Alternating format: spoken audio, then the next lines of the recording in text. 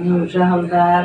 আমি আমার আজকের এই স্মরণ সন্ধ্যায় আমি আমার ভক্ত দর্শকদের শুভেচ্ছা ভালোবাসা প্রণাম জানিয়ে শুরু করছি আমার ক্ষুদ্র নিবেদন।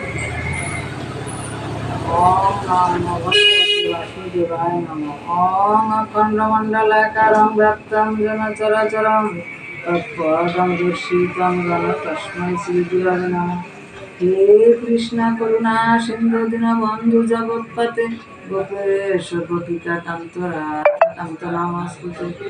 তপ্ত কাঞ্চন গৌরাঙ্গী রাধা বৃন্দাবনেশ্বরী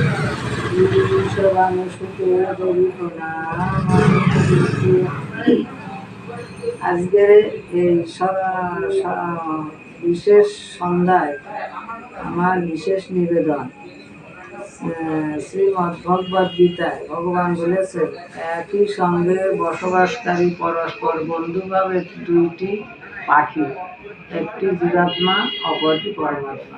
একই দেহে বা একই বৃক্ষে বা একই শরীরে আশ্রয় করে জীবাত্মা সেই বৃক্ষের স্বাদ উপভোগ করে, আর পরমাত্মা ওই বৃক্ষের বা দেহের স্বাদ উপভোগ না করে নিজেকেই প্রকাশিত করে। সে আর কেউ নয়, সে আমি, অর্থাৎ ভগবান শ্রীকৃষ্ণ বলছেন।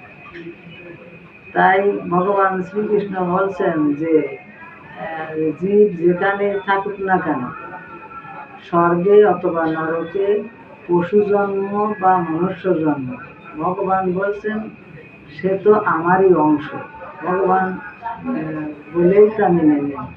এর ভগবানের অহেতুক কৃপা, উদারতা ও মহত্তা। তাই ভগবান বলছেন, যখন ভগবান জীবদের দেখে অত্যন্ত দুঃখিত বলছেন যে আমার কাছে জীবদের আশা সম্পূর্ণ অধিকার থাকা সত্ত্বেও তারা আমার কাছে প্রাপ্ত না হয়ে তারা নরকে পতিত হয়। ক্ষিপ্রং ভবাতি ধর্মাত্মা শস্তি নামে গচ্ছতি কৌন্তেয় প্রতি জানি নমে ভক্ত। অর্থাৎ অতি দুরাচারী ব্যক্তিও যদি শীঘ্রই ধর্মাত্মক হয় তবে সে পরম শান্তি লাভ করে। হে কৌন্তেয়, তুমি সম্মুখে নিশ্চিত করে বলিতে পারো, আমার ভক্ত কখনো বিনষ্ট হইবে না। মন্মনা ভব মদাত্ত মজ্জাদিমাং নমস্কুরু মানে বৈশাসী যুক্তৈব মত্তানং মৎপরায়ণা। অর্থাৎ হে অর্জুন, হে ভক্তগণ, আমাকে চিত্ত সমাহিত করো, আমার কথা চিন্তা করো, আমার পূজা করো, আমাকে নমস্কার করো। এই রূপে মৎপরায়ণ হইয়া আমাকে চিত্ত সমাহিত করিতে পারলে তুমি আমাকেই প্রাপ্ত হবে, ভয় করিও না। ওম কৃষ্ণায় বাসুদেবায় ওম কৃষ্ণায় বাসুদেবায় হরায় পরমাত্মান প্রণত তৃষ্ণাশয় গোবিন্দায় নমঃ নমঃ।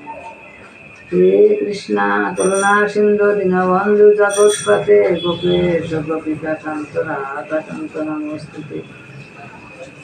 জ্ঞানে অজ্ঞানে হৃদয়ে কুসুম যেন লোটায় তোমার চরণ ধুলির চরে। নমস্কার।